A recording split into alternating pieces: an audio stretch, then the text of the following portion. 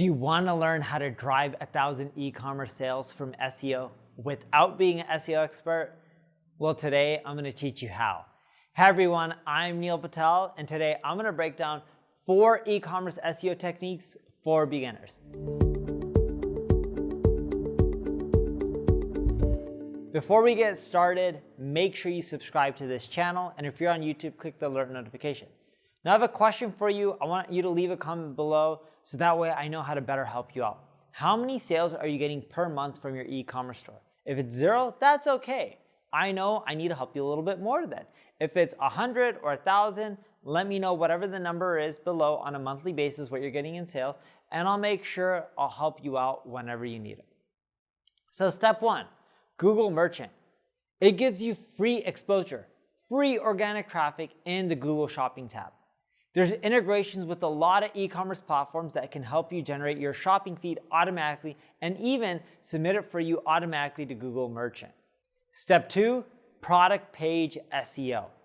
Don't focus on search volume in your keyword research process. Focus on keywords with transactional intent. Just keep this in mind. If someone types in laptop, they could be doing research on laptop. They may need laptop repairs. They may be just trying to figure out, what's coming up with Apple's latest laptop that they may be releasing.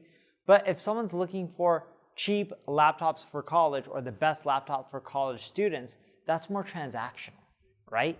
That's going to get you more sales. And if you're struggling to find these transactional keywords, you can type in head terms like laptop. Those are those 1 or 2 word keyword phrases within Ubersuggest.com. And when you type it in, it'll give you a whole laundry list of ideas in the keyword ideas report. So when you're on Ubersuggest, once you type in your keyword, in the left-hand navigation, you'll see keyword ideas. You click on it and you'll see all the recommendations related to laptops. And there's even questions there, prepositions, comparison keywords. A lot of these will be transactional-based keywords that aren't that competitive, don't drive as much volume, but they'll definitely drive you revenue. You also got to keep in mind your title and meta description. You want to include the brand of the product there. You want to include the name of the product there and include the model number as well, or anything else that differentiates your product or makes it unique and helps it stand out from competitors who may be selling similar products. And of course, you want to add structured data, add FAQ content, so that way people know, hey, here's the FAQs, but Google can also pull that in. You want to share real testimonials, not fake ones, real ones, the more detailed with images, even better. And you also want to write unique product descriptions optimized for both SEO and conversions. And this one's a big mistake that I see people making, because when they're writing product descriptions, a lot of times they're selling the same product that other people have to offer, and they're all using the same product description that the manufacturer gave. So if they do that, how does Google know which one to rank? Everyone's site looks duplicate. So make sure that you're going above and beyond with the product descriptions. You also want to use canonical tags if you have different models and variations of the same product, and eventually you stop selling those old products. A lot of e-commerce stores make the mistake if they just delete those pages. I'm like, why would you delete those pages? A lot of links to it, a lot of people still going to those pages. You want to make sure that you use canonicals or even 301 redirects. And optimize for the mobile shopper experience.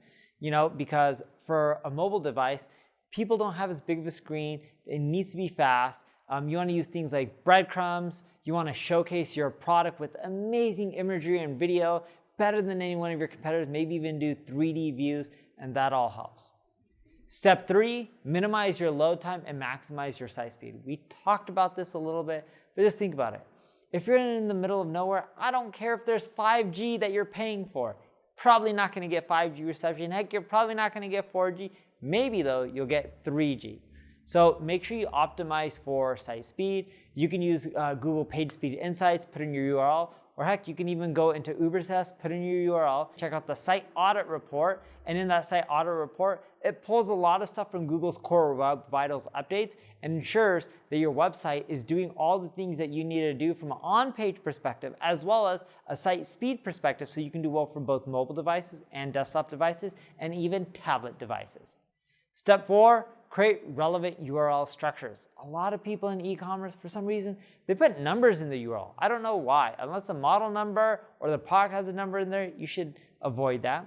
You want to include keywords that are relevant to your product, because that's how you're going to get the most traffic in the long run. And keep in mind, you don't want your URLs too long. When your URLs are really, really long, Google thinks that when someone types in a really, really long query, your URL should rank. But then when someone types in 1 or 2 words that are part of URL, but not everything in there, what you'll find is it's harder for you to rank even when your web page is a perfect fit for that keyword query that someone just typed in. So when in doubt, try to keep your URLs more shorter than longer. Now, if you need help with your e-commerce SEO, check out our ad agency, NP Digital, where funny enough, over 40% of our clients are in the e-commerce space. And we love helping them grow their traffic, as well as through SEO, paid ads, and content, and all the other services out there that you may need. If you have any questions, leave a comment below. I'm here to help. If you enjoyed the video, like it, share it, tell people about it. Thank you for watching.